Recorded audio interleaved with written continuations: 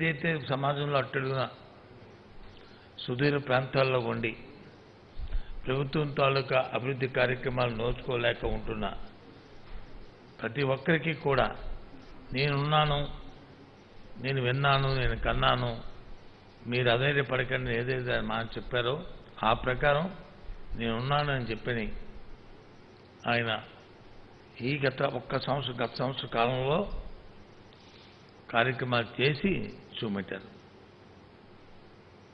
నేను కూడా గత 2 రాజశేఖర రెడ్డి గారి దగ్గర, తర్వాత రోషయ్య గారి దగ్గర, తర్వాత కిరణ్ కుమార్ రెడ్డి గారి ప్రభుత్వంలోనూ మంత్రిగా ఉన్నాం. పార్లమెంట్ సభ్యుడిగా ఉన్నాను. చంద్రబాబు నాయుడు ముఖ్యమంత్రిగా ఉన్నప్పుడు చంద్రబాబు హయాంలో పార్లమెంట్ సభ్యుడిగా ఉన్నాం. అంతకుముందు కేంద్ర సహకార బ్యాంక్ అధ్యక్షుడిగా చేశాను. 92 నుంచి ప్రత్యక్షంగా రాజకీయాల్లో వివిధ హోదాల్లో ఉన్నాను. నేను 92వ సంవత్సరం నుంచి అంటే ప్రత్యక్షంగా 25 సంవత్సరాలు రాజకీయాల్లో ఉంటూ పరోక్షంగా పార్టీలో రాజకీయ పార్టీలోనూ ఇంకొక 15 సంవత్సరాలు నేను కూడా రాజకీయాల్లో ఉన్నాను. నా చదువు అయిపోయిన తర్వాత 81 నుంచి విద్యార్థి నుంచి రాజకీయాల్లో వచ్చి తద్వారా తర్వాత 92లో ప్రత్యక్షంగా కేంద్ర సహకార బ్యాంక్ అధ్యక్షుడు ఎన్నుకున్నాను. ఎన్నో ప్రభుత్వాలు చూశాను. కాంగ్రెస్ పార్టీలో అధికారం ఉన్న ముఖ్యమంత్రి చూశాను. అలాగే తెలుగుదేశం పార్టీ తెలుగుదేశం అధికారంలో ఉన్నప్పుడు ప్రతిపక్ష రాజ్యాంగాల్లో ప్రతిపక్ష పార్టీగా ఉన్నాను. ప్రతిపక్ష పార్టీలో సభ్యుడిగా అధికారంలో ఉన్నాను, పార్లమెంట్ సభ్యుడిగా. అధికారంలో వచ్చిన పార్టీలో మంత్రిగా కూడా ఉన్నాను. కానీ ఇన్ని క్యాబినెట్లో నేను ఉన్నప్పటికీ కూడా, ఇన్ని రాజకీయాలు ఇన్ని చూసినప్పటికీ కూడా ఇవాళ జగన్మోహన్ రెడ్డి నాయకత్వంలోనే ఈ ప్రభుత్వం ఏదైతే ఇచ్చిన వాగ్దానాల్ని, ఇచ్చిన మాటని, ఏదైతే బైబిల్ అని చెప్పుకుని 2 పేజీల్లో నుంచి ఎన్నికల ప్రణాళికల నుంచి ప్రకటించి దాంట్లో సుమారు 90% కార్యక్రమాల్ని మరి చేసిన ప్రభుత్వం ఇదని చెప్పక తప్పదు. ఈవెన్ చంద్రబాబు నాయుడు అయినా సరే కాదు, ఇది అబద్ధం, ఇలా చెప్తున్నవన్నీ కూడా డాంబికాలు, ఇదిగో నేను నా ప్రభుత్వంలో నేను ఉన్నప్పుడు ఈ కార్యక్రమాలు చేశానని ఆయన కానీ, ఆయన సహచరులు కానీ, ఆయనతో పనిచేసిన వ్యక్తులు కానీ ఎవరై కూడా చెప్పుకునే సాహసం చేయలేదు. నిన్న చూశాను చంద్రబాబు నాయుడు ఏదో ట్వీట్లలోనో ఏదో వాళ్ళ మాటల్లోనూ చూస్తే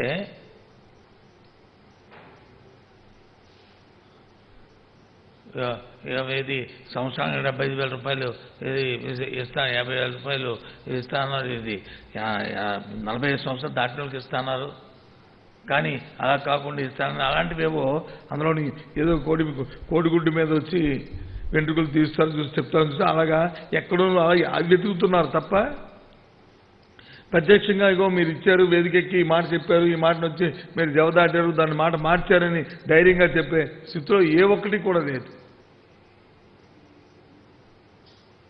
చూశాను ఇవాళ ఇది ఈ ప్రభుత్వం తనకు పనితీరు. సుమారు రాష్ట్రం ఎంతో ఆర్థిక పరిస్థితుల్లోనూ ఆర్థిక ఇబ్బందులు ఉంది. ఎందుకంటే గత ప్రభుత్వం చంద్రబాబు నాయుడు గారి హయాంలో ఈ రాష్ట్రాన్ని ఆర్థికంగా చాలా ఇబ్బందులు పాలు చేశారు. ఇచ్చిన ఉన్న వనరులన్నింటినీ కూడా దుర్వినియోగం చేశారు, దోచుకు తిన్నారు. దొరికిన దగ్గరల్లా అప్పును తీసుకొచ్చి అసెట్ క్రియేట్ చేయకుండా, దాన్ని సద్వినియోగం చేయకుండా దాన్ని దుర్వినియోగం చేశారు. దాని నుంచి రాష్ట్రం వచ్చి 2,75,00,000 కోట్ల అప్పు రాష్ట్రం వచ్చి పెరిగిపోయింది. అటువంటి ఆర్థిక పరిస్థితులు ఉన్నాయి. ఎక్కడికి వెళ్ళినా అప్పు పుట్టే పరిస్థితులను లేదు. ఎందుకంటే మన ఎఫ్ఆర్బిఎం ఏదైతే ఉందో ఆ ఎఫ్ఆర్బిఎం క్రాస్ అయిపోతుంది. ఆ పరిస్థితుల్లో రాష్ట్రం వచ్చి అధికారాన్ని జగన్మోహన్ రెడ్డి గారికి మరి మీ ఈ రాష్ట్ర ప్రజలందరూ కూడా కట్టబెట్టారు. ఇక చంద్రబాబు చేతిలో అయితే మరి మనం ఈ రాష్ట్రానికి మనుగడ లేదు, సంక్షేమాలు ఎక్కడ జరగట్లేదు, చెప్పిందే చెప్తూ అబద్ధాలు చెప్తున్నారు, వాస్తవాలు లేవు అని చెప్పి జగన్మోహన్ రెడ్డి గారికి అధికారం అది ఆయన నమ్మి ఇచ్చారు. ఆ నమ్మకాన్ని ఒమ్ము చేయకుండా ఆయన వచ్చి కార్యక్రమాన్ని చేశారు. నిన్న ఇంకో మాట చెప్పారు ముఖ్యమంత్రి గారు. నేను చెప్తున్నప్పుడు ఆయన నిన్న రైతు భరోసా రైతుల కోసం ఆయన తండ్రి గారు స్వర్గీయ రాజశేఖర రెడ్డి గారు ఏ విధంగా అయితే తపన పడేవారో రైతన్న రైతు సంక్షేమం అన్నా ఆ కార్యక్రమాలను తపన పడేవారో అదే కార్యక్రమం రైతు భరోసా కార్యక్రమాన్ని ఆయన స్ఫూర్తితో చేసి రైతుకి అన్నిటినీ కూడా ఆ గ్రామీణ ప్రాంతాల్లో రైతు భరోసా కేంద్రాన్ని ఏర్పాటు చేసి ఏ పంటను వేసుకోవాలి, ఏ విత్తనం వేసుకోవాలి, ఏ ఎరువుని వేయాలి, ఆ పంట పండిన తర్వాత ఏ రకంగా దాన్ని అమ్ముకోవాలి, దాన్ని గిట్టుబాటు ఇవ్వాలి, ప్రభుత్వంతో సమన్వయం చేసుకుంటూ మరి నిన్న ఒక అద్భుతమైన కార్యక్రమాన్ని నిన్న ప్రారంభోత్సవం చేస్తున్న నేపథ్యంలో చేస్తూ ఆయన మాట చెప్పారు. నేనే ఆశ్చర్యపోయా. నేను నిన్న ఆ సభలో దాంట్లో పాల్గొన్నాను ఆ కార్యక్రమంలో. ఇంకా కొద్ది రోజుల్లో ప్రజల దగ్గరికి మేము వెళ్తున్నాం అంటే ఏదో కొత్త కార్యక్రమం పెడతారు కదా అని చూస్తున్నాను. తక్కువని చెప్పారు ఆయన. ఏమని చెప్పారు? ఏదైతే ఈ భగవద్గీతలో చెప్పానో ఆ కార్యక్రమాలన్నింటినీ ఏవైతే ఈ చెప్పిన కార్యక్రమాల్లో ఇగో నేను ఈ కార్యక్రమాలు చెప్పాను, దీంట్లో ఏబిసిడి ఇవి చేశాను, ఇంకా ఇది చేయబోతున్నాను, ఇవి మిగతావి ఈ కాలంలో చేస్తాను ఇవి అని చెప్పి ముందుకు వెళ్తున్నాను. ప్రజల దగ్గరికి వెళ్ళి ప్రజలతో మీరు ఆలోచించండి అని చెప్పి ప్రజలకు వచ్చి ఒక పాంప్లెట్ ఇస్తానని చెప్పారు. ధైర్యంగా రాజకీయాలు ఇలాంటి ధైర్యాలు ఈ సాహసాలు నేను చూడలే. గత ప్రభుత్వం తెలుగుదేశం పార్టీ అధికారం ఉన్నప్పుడు ఆ రోజు ప్రతిపక్షంలో వైఎస్ఆర్సీ పార్టీ జగన్మోహన్ రెడ్డి గారి ఆధ్వర్యంలో ప్రజలకు వచ్చి ఒక పాంప్లెట్ ఇచ్చాము. ఆ రోజు నేను కూడా ఉన్నాను అందులో. ఇప్పుడు 2.5 సంవత్సరాలు అయిపోయిన తర్వాత 3వ సంవత్సరం అడుగెడుతున్నప్పుడు ఇచ్చాం. ఇవాళ ఈ ముఖ్యమంత్రి మా ముఖ్యమంత్రి ఎప్పుడు ఇస్తున్నారు? సంవత్సర కాలం పూర్తిగా సంవత్సర కాలం నిన్న పిదప అంటే సంవత్సరంలో నేను ఈ కార్యక్రమాలు చేశాను నేను వెళ్తున్నాడు. ఆ రోజు ఇచ్చిన పాంప్లెట్ ఏంటంటే ఇదిగో ప్రజలకు వచ్చి ఈ ఎన్నికల తెలుగుదేశం పార్టీ ఎన్నికల ప్రణాళికలో ఇన్ని హామీలు ఇచ్చారు, ఇదిగో ఏ హామీ అని నెరవేరిందా మీరే టిక్కి పెట్టండి అని చెప్పి ఆ రోజు మేము వెళ్ళాం. ఈరోజు ఏమి వెళ్తున్నాం మేము? ఇదిగో మీ హామీలు ఇచ్చాము, ఈ హామీలు ఇంకా మిగతా హామీలు ఇగో ఈ తేదీ నాడు చేయబోతున్నాము, ఇంకా వచ్చే సంవత్సరంలో ఈ క్యాలెండర్ ఇస్తున్నాము, ఈ తేదీని అమ్మబడి, ఈ తేదీని వచ్చి గోరుముద్ద, ఈ తేదీని వచ్చి విద్యా దీవెన, ఈ తేదీని రైతు భరోసా, ఈ తేదీని వచ్చి ఇళ్ల పట్టాలు, ఈ కార్యక్రమాలని చెప్పి ధైర్యంగా ముందుకెళ్తున్నాం. ఇది ప్రభుత్వం ద్వారా పనితీరు, ఇది కమిట్మెంట్,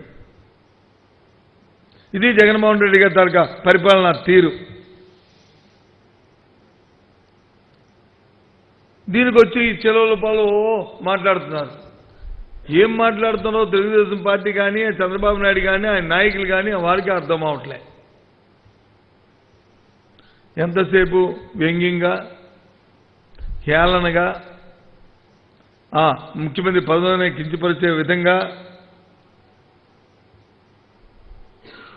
మాట్లాడుతున్నారు. అయినా అన్నింటినీ సహిస్తున్నాం దేనికోసం? ప్రజల కోసం. తెలుసు, మీరు ప్రజలతో తెలుసుకుపోయిన వారు ఇంకా ఆ బాధతో వాళ్ళు ఏమో మాట్లాడుతున్నారు. రోడ్డుపైన వెళ్ళిపోయి ఏనుగు పురవీధుల్లో పయనిస్తుంటుంటే ఎంతమంది ఎన్నో మురుగుతుంటాయి, ఆ విధంగా మురుగుతున్నాయి కాదా? చెప్పండి. ఇవన్నీ నిన్న చెప్తున్నాం. మేము చెప్పిన కార్యక్రమాలు ఎన్నికల మేనిఫెస్టో చేసిన మాట వాస్తవమా కాదా? లేదు ఏదైనా చెప్పింది మాట చేయలేదు అనుకుంటే చెప్పమనండి.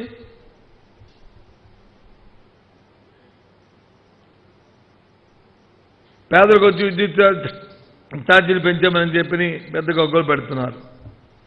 పదే పదే చెప్తున్నాం. ఈరోజు మళ్ళీ చెప్తున్నాం రాష్ట్ర ప్రజలందరికీ కూడా, ఎవరైతే 500 యూనిట్లు దాటిన, ఎవరైతే ఏ ధనవంతుల తాలూకు ఎవరైతే ఉన్నారో వారికి ఒక్కరికి మాత్రమే విద్యుత్ ఛార్జీ అనేది పెంచడమైనది. 500 యూనిట్ల లోపు ఒక్క యూనిట్ లోపున్న ఉన్నా సరే, తక్కువ ఉన్నా సరే వారికి పెంచే సమస్య లేదు, పెంచలేదు. దయచేసి అపోహలు ఎవరు పడవద్దు. విధానంలో మార్పు తీసుకొచ్చాం. ఏంటి విధానం? ఇంతకుముందు సంవత్సరాన్ని డివైడెడ్ బై చేస్తూ బిల్లు కట్టే పరిస్థితి ఉండేది. ఇప్పుడు అలా కాకుండా ఎండాకాలంలో అయితే ఎంత మీరు వాడితే కరెంటు వాడితే అంత, వేసవికాలం అదే శీతాకాలంలో అయితే ఎంత మీరు కరెంటు వాడితే అంత, వర్షాకాలం అయితే ఎంత వాడితే అంత. అంటే 1వ తారీఖు నుంచి 30వ తారీఖు వరకు ఎంతైతే మీరు కరెంటు వాడతారో అంతకే బిల్లు ఇవాళ వసూలు చేస్తున్నాం. ఏ ఒక్క పైసా కూడా, అర పైసా కూడా దాంట్లో తేడా పెంచడం అంటూ లేకుండా. ఎందుకంటే ప్రభుత్వ విధానం చెప్పొచ్చాం మేము. పేదవాడి కోసం ఈ ప్రభుత్వం ఉంది, మధ్యతరగతి వాడి కోసం ఈ ప్రభుత్వం ఉంది. పారిశ్రామిక విధానంలో ఎన్నో మార్పులు తేవాలని తీసుకొస్తున్నాం. ఈ సంవత్సర కాలంలో పరిశ్రమలు పెట్టే యాజమాన్యానికి ఒక భరోసాను కల్పిస్తున్నాం, ఒక ధైర్యాన్ని కల్పిస్తున్నాం. పూర్వం అయితే పరిశ్రమ పెట్టాలంటే ఏంటి, మీరు మాకేమిస్తారు, ఏం చేస్తారు, దాంట్లో మా వాటాలు ఎంత, ఈక్విటీలు ఎంత, లేకపోతే ఎంత లంచాలు ఇస్తారని అడిగేవారు. ఇప్పుడు ధైర్యం అక్కర్లే. అలాంటి భరోసాను కల్పించింది ఇప్పుడు ఈ ప్రభుత్వం సంవత్సర కాలంలో. సంక్షేమంలో అయితే పేదవాడికి ఏ కార్యక్రమం కావాల్సి వచ్చినా, ఒక కార్డు కావాల్సి వచ్చినా, ఒక ఆరోగ్యశ్రీ కార్డు కావాల్సి వచ్చినా, ఒక ఇల్లు కావాల్సి వచ్చినా, ఒక పెన్షన్ కావాల్సి వచ్చినా, ఒక ఫీజు రింబర్స్మెంట్ కావాల్సి వచ్చినా, ఏ ఒక్కరిని వెళ్ళి దేహి అని ఆ చేయి అడుక్కోకుండా ఒక్క పైసా లంచం ఇచ్చే పరిస్థితుల్లో పూర్వం జన్మభూమి కమిటీలాగా వాళ్ళ ఇంటి చుట్టూ తిరిగి వాళ్ళకి లంచాలు ఇచ్చే పరిస్థితిని కాకుండా ఒక దరఖాస్తు చేసుకుంటే వెంటనే వారికి ఇచ్చే ఏర్పాటును వచ్చి ఈ ప్రభుత్వం చేస్తుంది. పరిపాలనలో ఎన్నో మార్పులు తీసుకొచ్చాం, ఎన్నో రిఫార్మ్స్ తీసుకొచ్చారు. ఇవాళ ఈ సంవత్సర కాలంలో 5 సంవత్సరాల్లో చేయడం అనేది గొప్ప కాదు. 5 సంవత్సరాలు కాల కమ్మిన చేస్తుంటాం, ప్రభుత్వాలు చేస్తుంటాయి. 5 సంవత్సరాలు పోయిన తర్వాత ఇదిగో మా ప్రభుత్వం ఇన్ని రిఫార్మ్ తీసుకుంటుందని చెప్తాయి. కానీ ఇవాళ జగన్మోహన్ రెడ్డి గారి ప్రభుత్వం అది ఆ విధంగా కాకుండా సంవత్సర కాలంలోనే 365 రోజుల్లోనే రిఫార్మ్స్ తీసుకొచ్చిన ఘనత ఇది. ఇవాళ కార్యక్రమాలు చేస్తాం, నేను చూస్తున్నాం. ఇవాళ రేపు వెళ్తున్నాం ప్రజల దగ్గరికి. ఈ మేనిఫెస్టోని చూపెట్టి, మా భగవద్గీతను చూపెట్టి ఇచ్చి ఒక పాంప్లెట్ని ప్రజలకు ఇవ్వబోతున్నాం. ఇగో మీకు వచ్చి మీ 190 హామీల్ని, మీకు మీ 129 హామీల్ని ఈ భగవద్గీతలో ఇచ్చాం. ఇప్పటికే 76 హామీలను ఎత్తి నెరవేర్చాం. ఇంకో 36 హామీలు వచ్చి మీరు నెరవేర్చబోతున్నాం. దానికి తేదీలు ఇవి. ఇంకో 16 మాత్రం పెండింగ్ ఉన్నాయి, వాటిని నెరవేరుస్తామని చెప్తున్నాం. ఇది వాస్తవం కాదా చెప్పండి? సుమారు 40,000 కోట్ల రూపాయలు ఈ సంవత్సర కాలంలో, 3 కోట్ల పైచిలుక ఈ రాష్ట్రంలో ఉన్న ప్రధానికానికి, ఈ రాష్ట్ర సంపదని వారిని. ఎందుకంటే ఈ సంపద సృష్టించిన ట్యాక్స్ కడుతుంది మనం, ఈ రాష్ట్రంలో ప్రజలందరూ కూడా వారికి చెందాలి ఇది. అంతేగాని మీ చేత ఓట్లేసుకున్న, మీ చేత గెలిపించుకోబడిన ప్రభుత్వంలో ఉన్న పెద్దలు దోచుకొని తినడానికి కాదు ఈ ప్రభుత్వాలు. గత ప్రభుత్వంలో అది జరిగింది. గత ప్రభుత్వంలో సాక్షాత్తు ముఖ్యమంత్రి దగ్గర నుంచి, వారి శాసనాలుగా ఉన్న మంత్రుల దగ్గర నుంచి, శాసనసభ్యుల దగ్గర నుంచి, కిందనున్న జన్మభూమి కార్యకర్త వరకు కూడా మొత్తం రాష్ట్రాన్ని వచ్చి దోచుకు తిన్నారు. దొరికిన దగ్గరల్లా పంచభూతాలుగా పంచుకు తిన్నారు. కాబట్టే ఇవాళ మమ్మల్ని గెలిపించారు. జగన్మోహన్ రెడ్డి నాయకత్వం గెలిపించారు. మాకు తెలుసు. వారి నమ్మకాన్ని మనం నిలబెట్టాలి. వారి కోరికలు మనం తీర్చాలి. వారి ఆలోచన విధంగా, వాళ్ళ ఆలోచనకి అనుగుణంగానే ప్రభుత్వం పనిచేయాలి అని ఇవాళ జగన్మోహన్ రెడ్డి నాయకత్వంలో ఇవాళ ఈ ప్రభుత్వం పనిచేస్తుంది. ధైర్యంగా చెప్తున్నాం. రేపు ప్రజల దగ్గరికి వస్తాం. మీరు కూడా ప్రజల్లో భాగస్వాములే కదా. మీకే ఎంతో 5-10% మీ ప్రజలు కూడా, మీ పార్టీకి సంబంధించిన ప్రజలు కూడా ఉన్నారు కదా. ఆ కాగితం ఇస్తాం, కాగితమే మీరు టిక్కు పెట్టండి. లేదా ఇస్తున్న కార్యక్రమాన్ని నాకు అందలేదని చెప్పండి. లేదు ఇస్తున్న కార్యక్రమాన్ని వచ్చి ఒక్కరి భాష చెప్పండి, చూద్దాం.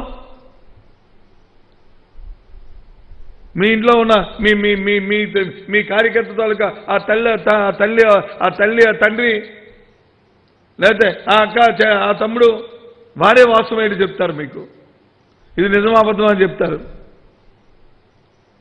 ఫీజు రింబర్స్మెంట్ నాకు అందిందా లేదని చెప్తారు.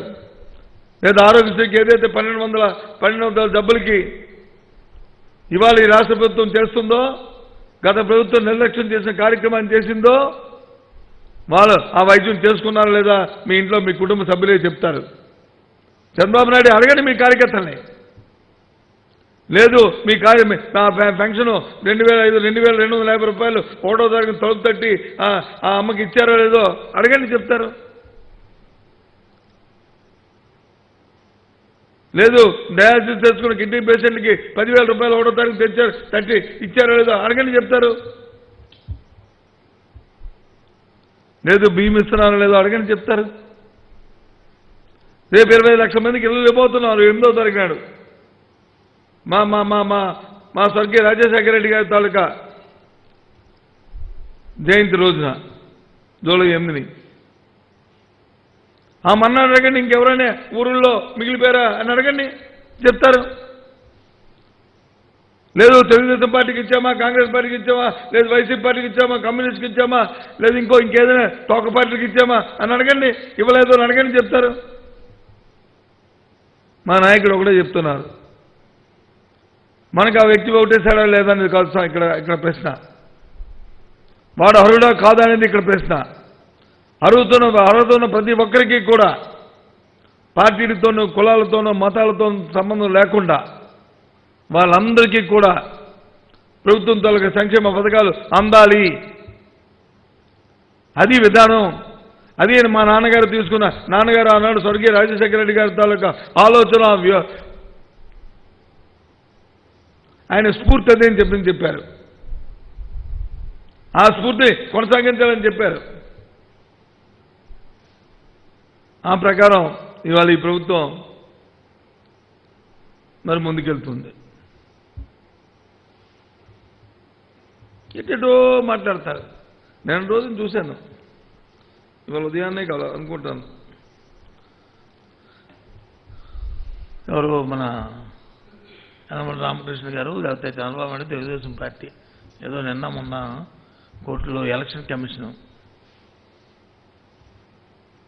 రమేష్ గారిని, ఆయన ప్రభుత్వం తీసుకున్న విధానపరమైన నిర్ణయంతో ఆయన పదవిని కోల్పోయారు. కొత్త వారు ఎలక్షన్ కమిషన్గా వచ్చారు. ఇది ప్రభుత్వం తరగతి విధాన నిర్ణయం. ఆ నిర్ణయం మీద స్వతహాగా నష్టపోయినా, లేదా పదవి కోల్పోయినా, లేదా అవకాశాన్ని కోల్పోయినా వ్యక్తి ఎవరైతే ఉన్నారో, రమేష్ గారు ఉన్నారో, వారు వచ్చి కోర్టుకు వెళ్ళడం అనేది అది సహజం, మానవ, అది హ్యూమన్ బీయింగ్. నాకు వచ్చిన అవకాశాన్ని నేను కోల్పోయానా, లేకపోతే నాకు 2 సంవత్సరాలు నన్ను తొలగించారో అని ఆయన తాలూకా భావాన్ని, ఆయనకున్న ఆవేదనని, ఆయనకున్న వక్ర భాషని ఆయన చెప్పుకొని ఆయన న్యాయస్థానాన్ని ఆశ్రయించవచ్చు. తప్పు కాదు అది. కానీ తెలుగుదేశం పార్టీ ఎందుకు వెళ్ళింది కోర్టుకి? అంటే మేము చేసిన 5 సంవత్సరాలు తాలూకా కాలపరిమితిని చేస్తున్న ఏదైతే కాలపరిమితి ఉందో ఆ కాలపరిమితి కుదించడం అనేది మరి ఆ పార్టీ విధానం మీద వెళ్ళిందా, లేదు రమేష్ మీద వ్యక్తిగతంగా ఉన్న అభిమానంతో వెళ్ళిందా? దేనికోసం ఆతృతపడి మాట్లాడే తెలుగుదేశం పార్టీ చేసింది? ప్రభుత్వం తీసుకున్న విధాన నిర్ణయం మీద వెళ్తే ఓకే కాదే. మీరు అంటే మీ వ్యక్తులు ముఖ్యం తప్ప వ్యవస్థ ముఖ్యం కాదు. తడతలమవుతుంది. ఇది వాస్తవం కాదా? లేదు రమేష్ గారికి వెళ్ళారు, మేము ఆ వ్యవస్థ ఆయన తీసుకున్న నిర్ణయం కరెక్ట్, ఆయన న్యాయస్థానం వాదిస్తున్న విషయం అది వాస్తవం కాబట్టి మేము ఆయన్ని సమర్థిస్తున్నాం అని చెప్తే తప్పు కాదు. అది విధానపరమైన అంశం. మీరు ఆ విధానపరమైన అంశాలు లేవే, వ్యక్తుల మీద పోరాడుతున్నారే. వ్యక్తులతో వ్యవస్థలు ముడిపడి ఉండవు. వ్యక్తుల స్వాస్థ్యం కాదు, వ్యవస్థల స్వాస్థ్యం. ప్రభుత్వాలు వస్తాయి, మారుతాయి. ప్రభుత్వాలకు ఏ ప్రభుత్వానికి ప్రజలతో ఉన్న ప్రభుత్వాలు వారి విధానాలు వాళ్ళకు ఉంటాయి. ఆ విధానం ప్రకారం ప్రభుత్వాలు ప్రజల ముందుకు వెళ్తాయి. ప్రజలు దాన్ని అనుసరిస్తారా, లేకపోతే చీకొడతారా, లేదా ఏం చేస్తారా అనేది ప్రజల దానికి అభిష్టం మేరకు ఉంటుంది. గత 5 సంవత్సరాలు మీరు పరిపాలించారు ఈ రాష్ట్రంలో. 5 సంవత్సరాలు ఎన్నో విధానపరమైన నిర్ణయాలు మీరు తీసుకున్నారని మీరు అనుకున్నారు. ప్రజలందరూ హర్షించారు అనుకున్నారు. ప్రజాక్షేత్రంలో మీరు వచ్చి ఎన్నికలకు వెళ్ళారు, ప్రజలు తిరస్కరించారు. అంటే మీరు తీసుకునే విధానపరమైన నిర్ణయాలు ఏమున్నాయో, మీరు చేసిన కార్యక్రమాలు ఏమున్నాయో ప్రజలు వచ్చి దాన్ని ఇష్టపడలే. మీరు చేసిన ప్రతి కార్యక్రమం ప్రజాతాలకు అభివృద్ధికి ఆటంకంగా ఉందని, ప్రతి కార్యక్రమం అవినీతితో కూరుకుపోయిందని, మీరు తెలుసుకున్న నిర్ణయాలు వర్గానికే తప్ప యావత్తు ప్రధానికానికి అది మేలు జరగలేదని ప్రజలు విశ్వసించారు, మిమ్మల్ని తిరస్కరించారు. ఇది వాస్తవం కాదా? మేము ధైర్యంగా చెప్తున్నాం. ఇవాళ మేము తీసుకుంటున్న ప్రజాహితంగా తీసుకుంటున్న కార్యక్రమాలు ఆ నేపథ్యంలో చెప్తున్నాం. ఒకవేళ మేము తప్పు చేస్తే ప్రజలు మమ్మల్ని తిరస్కరిస్తారో, లేకపోతే మమ్మల్ని హర్షిస్తారో రేపు ప్రజాక్షేత్రం తెలుసుకుందాం. మేము రెడీ. మేము ధైర్యంగా ప్రజల ముందుకు వస్తున్నాం. ఇదిగో మా భగవద్గీత అనుకుని వస్తున్నాం మీ ముందుకి, మా ఖురాన్ అనుకుని వస్తున్నాం మీ ముందుకి, మా బైబిల్ అనుకుని మీ ముందుకు వస్తున్నాం. ఏనాడైనా సరే మీ ఇలాంటి ధైర్యాన్ని ఎప్పుడైనా తెలుగుదేశం పార్టీ వాళ్ళ జీవిత కాలంలో ఎప్పుడైనా చేసిందా అని చెప్పని అడుగుతున్నాను. ఆ ధైర్యం ఎప్పుడైనా సాహసం మీరు చేశారని అడుగుతున్నాను. ఎందుకు చేయలేపారు? మీరు పని చేయలేదు కాబట్టి. మీరు చెప్పింది ఒకటి, చేసింది ఒకటి, ఇలాంటి కార్యక్రమాలు చేశారు కాబట్టి. ఇవాళ చూశాను, అడ్వకేట్ జనరల్ గారంట ఆయన పత్రికల ముందుకు వచ్చి ఆయన చెప్పడం తప్పు అని చెప్తున్నారు. న్యాయస్థానం ఒక తీర్పు ఇచ్చింది. న్యాయస్థానాల పట్ల అందరికీ గౌరవం ఉంది. రాజ్యాంగం పట్ల అందరికీ గౌరవం ఉంది. రాజ్యాంగం అంటే ఒకరి సొత్తు కాదు. ఈ భారతదేశంలో ప్రతి పౌరుడికి ప్రాథమిక హక్కులు కల్పించిన రాజ్యాంగం, ప్రతి ఒక్కరికి రాజ్యాంగం పట్ల అపారమైన భక్తి గౌరవాలు ఉన్నాయి. పటిష్టమైనది మన రాజ్యాంగం కాబట్టే ప్రపంచ దేశాల్లో మన దేశానికి ఇవాళ తలెత్తుకుని తిరిగి ఒక పటిష్టమైన రాజ్యాంగం ఉండబట్టే ఇవాళ మనం భారతదేశం పటిష్టంగా ఉంది. ప్రజలు దాన్ని అందరూ అంగీకరిస్తున్నారు, గౌరవిస్తున్నారు. ప్రతి ఒక్కరూ కూడా గౌరవిస్తాం. అందులో అందరూ భాగమే మా ఏజీ గారు. ఆయన న్యాయకోవిదుడు. ఆయన ఏమి చట్టం తెలియని వ్యక్తి కాదు. ఆయన ఎందుకు రావాల్సి వచ్చింది? న్యాయస్థానం తీర్పిచ్చింది. ఆ తీర్పుని కొన్ని పత్రికలు, కొంతమంది వ్యక్తులు, కొంతమంది దాన్ని వక్ర భాషను చెప్తున్నారు. ఆ వక్ర భాష మంచిది కాదు. న్యాయస్థానంలో ఇంకా పై న్యాయస్థానం ఉన్నాయి, నేను వెళ్తున్నానని చెప్పి ఆయన చెప్పారు. ఆ ఒక్క భాషల్ని కట్టిపెట్టమని చెప్పారు ఆయన. న్యాయస్థానం పట్ల అపారమైన గౌరవాలు ఉన్నదని చెప్పారు ఆయన. ఏం తప్పుది? యనమల రామకృష్ణ మాట్లాడుతున్నాడే ఇవాళ. రామకృష్ణ గారు ఒకటి అడుగుతాను, సూటిగా సమాధానం చెప్పండి. మా అడ్వకేట్ జనరల్ గారు మాట్లాడింది వచ్చి ఒక్క భాష మీరు తప్పంటే మరి ఎందుకు నిన్నటి రోజున ఎలక్షన్ కమిషన్ గారు ఒక ఆర్డర్ ఇచ్చి మళ్ళీ దాన్ని ఎందుకు వెనక్కి తీసుకున్నారు? ఏ కారణంతో వెనక్కి తీసుకొని మళ్ళీ మా ఆఫీస్ వచ్చి మీరు ఇచ్చిన ఆర్డర్ని, మీరు రుజువు చేసిన ఆర్డర్ని మేము వెనక్కి తీసుకుంటామని ఎందుకు చెప్పారు? ఎందుకు చెప్పవలసి వచ్చింది? దీనికి సమాధానం చెప్పండి. నీకెంత హక్కు ఉందో మాట్లాడడానికి మాకు అంతే హక్కు ఉంది.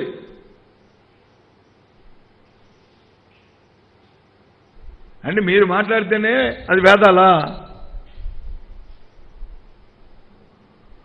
మీరు మాట్లాడుతున్న వచ్చి సూక్తులా? మీరు మాట్లాడుతూ వచ్చి ప్రవచనాలా? ఏంటి మీరు మాట్లాడుతున్న మాటలు? ఎందుకు మరి నిన్నటి రోజున ఇచ్చిన ముందు రోజు ఇచ్చిన ఆర్డర్ని మళ్ళీ ఎందుకు వెనక్కి దాన్ని రుజువు చేసుకోవాలి? దాంట్లో ఉన్న గోడార్థాలు ఏంటి? అంటే ఏదో సంథింగ్ ఉంది కదా అని నేను అనుకుంటున్నాను. దానికోసం ఎందుకు తొందరపాటు, అంత తత్తరపాటు? ప్రజలకు వచ్చి వాళ్ళకి వచ్చి మచ్చిపూసి మారలుగా చేసి మభ్య పెట్టడానికి ఎందుకు మీరు ప్రయత్నాలు చేస్తున్నారు?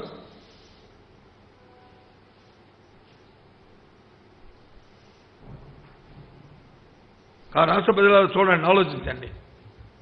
అంటే ఈ ప్రభుత్వం ఏ కార్యక్రమం చేయాలన్నా పేదవాడికి వచ్చి ఇల్లు ఇవ్వాలంటే అందులో ఉన్న సాంకేతికపరమైన అంశాలను తీసి ఇల్లు ఇవ్వకుండా కోర్టుకు వెళ్ళి స్టే తీసుకొస్తారు.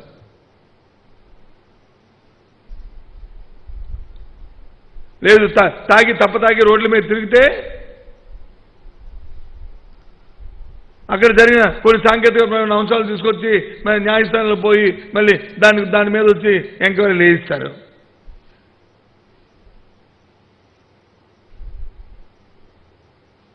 లేదు ప్రజలకు వచ్చి ప్రతి పేదవారికి ఒక మంచి విద్యాబోధన చేయాలనుకుంటే దాని మీద ఉన్న సాంకేతికపరమైన అంశాలు తీసుకొచ్చి ఆ కార్యక్రమాలు జరగకుండా అడ్డు పెడతారు.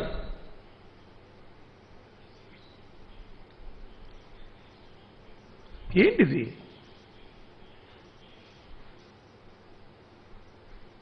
రాష్ట్ర ప్రజానికి అడుగుతున్నాను, ఇవి హర్షిస్తాము మనం?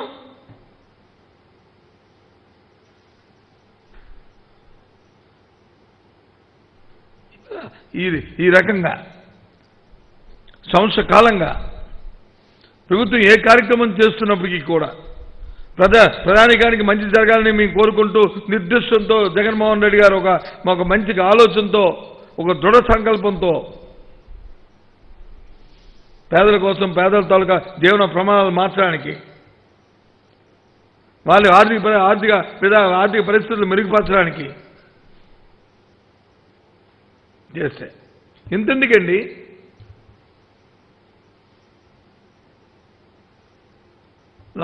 మొన్న లాక్డౌన్ ప్రధానమంత్రి గారు లాక్డౌన్ ప్రకటించారు. దేశం అంతా కూడా, మన రాష్ట్రంలో కూడా ప్రకటించాం. రోజు దీని గురించి వచ్చి మనం కరోనా గురించి ముఖ్యమంత్రి గారు సమీక్ష చేస్తూ 0 పరీక్ష చేయడానికి సామర్థ్యంతో ఈ రాష్ట్రంలో ఈరోజు 10,000 రోజుకి 10,000 మందికి టెస్టులు చేసే సామర్థ్యాన్ని నుంచి పెంచాం. ఈ రాష్ట్రంలోనే అగ్రగామిగా కరోనాలో వైద్య పరీక్షలు చేసుకోవడానికి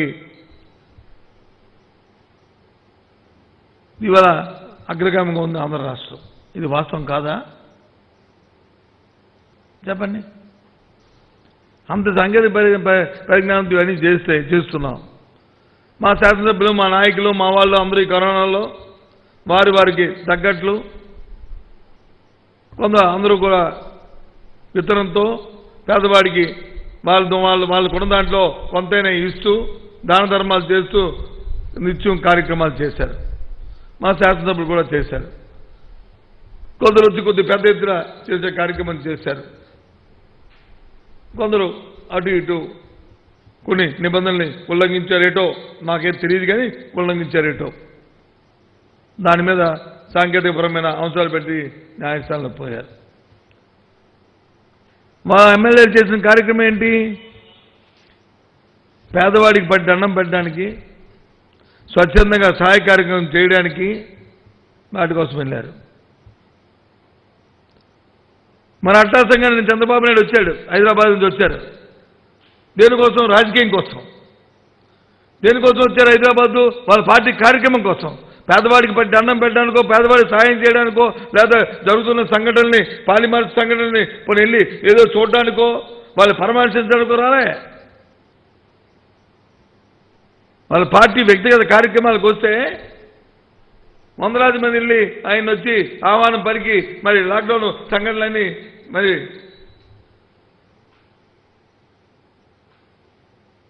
వ్యతిరేకంగా మరి వెళ్ళిన పరిస్థితుల్లో మరి టీవీలో అద్దాలు అన్నింటిలో చూసాం. ఎవరో ఒక అబ్బాయికి వచ్చి వెళ్ళాడు ఓ వ్యక్తులు, అది కూడా న్యాయస్థానంలో వేశారు. ఈ సాంకేతిక కార్యక్రమాన్ని కూడా ఆ ఎమ్మెల్యేలు వచ్చి వెళ్ళింది దేనికి? పేదవాడికి వచ్చి స్వచ్ఛంద కార్యక్రమాలు చేస్తూ వాళ్ళని ఆదుకోవడానికి వెళ్ళారు. ఈయన దేనికి? చంద్రబాబు నాయుడు రాజకీయం కోసం వచ్చి రాజకీయాలు చేయడానికి వచ్చాడు. మరి దీనికేంటి చూడండి, రాష్ట్రంలో ప్రజలారా చూడండి. మరి దానికి దీనికి సంబంధం ఏంటో? దీన్ని ఎవరిని మనం తప్పుపడతాం? మరి న్యాయస్థానాలు ఏం తీర్పులు ఇచ్చారు చూడండి. నేను న్యాయస్థానం మా అపారమైన గౌరవం ఉంది మాకు, కానీ ఏంటి ఆలోచించండి. చంద్రబాబు నాయుడు చేసిన పని ఏంటి? మా ఎమ్మెల్యేలు చేసిన పని ఏంటి? మా ఎమ్మెల్యే చేసిన తప్పు ఏంటి? చంద్రబాబు చేసిన మంచి ఏంటి? చెప్పండి దీనికి సమాధానం.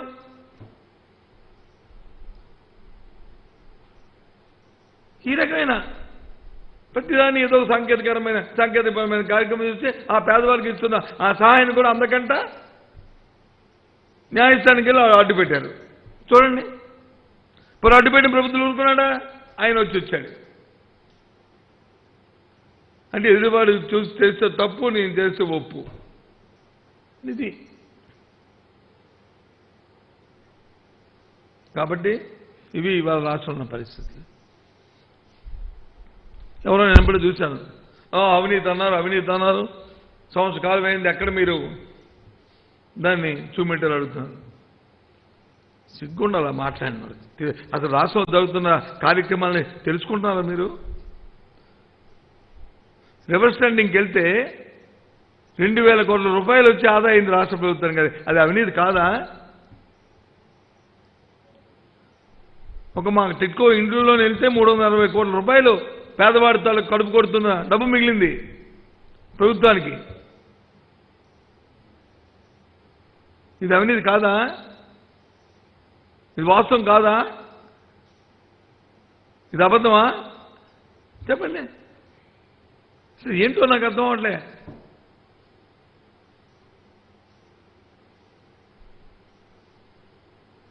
ఈ రకంగా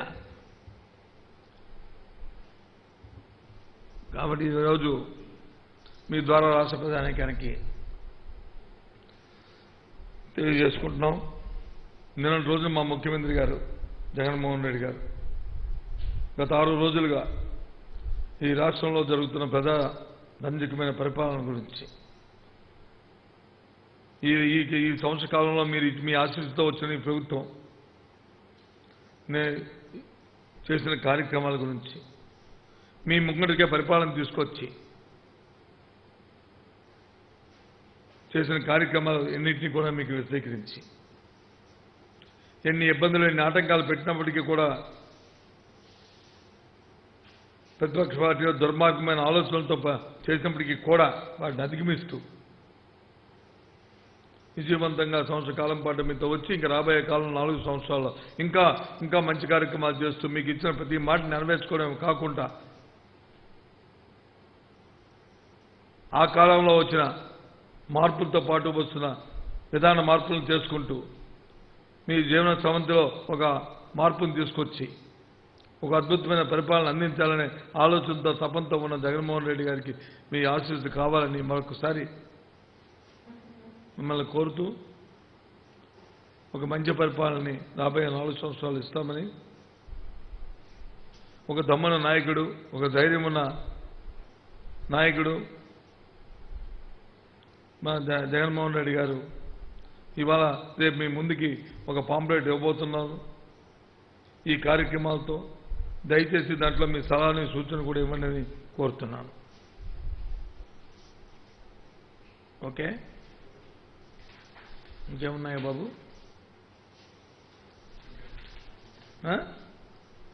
ఇంతేనా?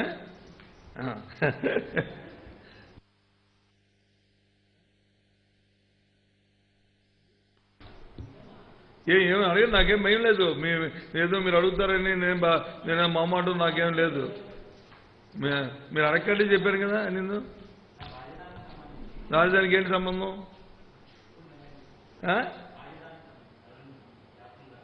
రాజధానికి సంబంధించి రాజధానికి ప్రభుత్వం వచ్చే అసెంబ్లీలో చెప్పింది మా తాలూకు పార్టీ విధానాన్ని, మా ప్రభుత్వ విధానాన్ని.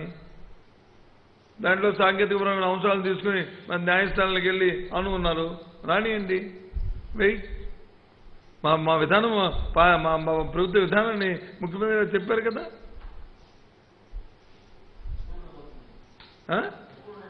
చెప్తాను కదా, సాంకేతికపరమైన అంశాలు తీసుకొని న్యాయస్థానాలకు వెళ్ళి పేదవాడి ఇళ్ళు ఇవ్వకూడదు, పేదవాడి పెన్షన్ ఇవ్వకూడదు, పేదవాడికి లోన్ ఇవ్వకూడదు, పేదవాడికి రైతుకి కార్యక్రమాలు చేయకూడదు అని ఉన్నారు కదా. ఇప్పుడు ప్రజలతో ఎన్నుకోని ప్రభుత్వాలు ప్రజా నిర్ణయాల్ని, ప్రజా తాలూకు ఆ ఆలోచనల్ని తనకు అనుగుణంగా పరిపాలనలో ప్రజాప్రభుత్వాలు చేస్తాయి. రాజ్యాంగం లోపల ఆలోచనలు చేస్తాయి. అదే కార్యక్రమంగా ముందుకు చేస్తుంది ప్రభుత్వం. Okay, bye, see you.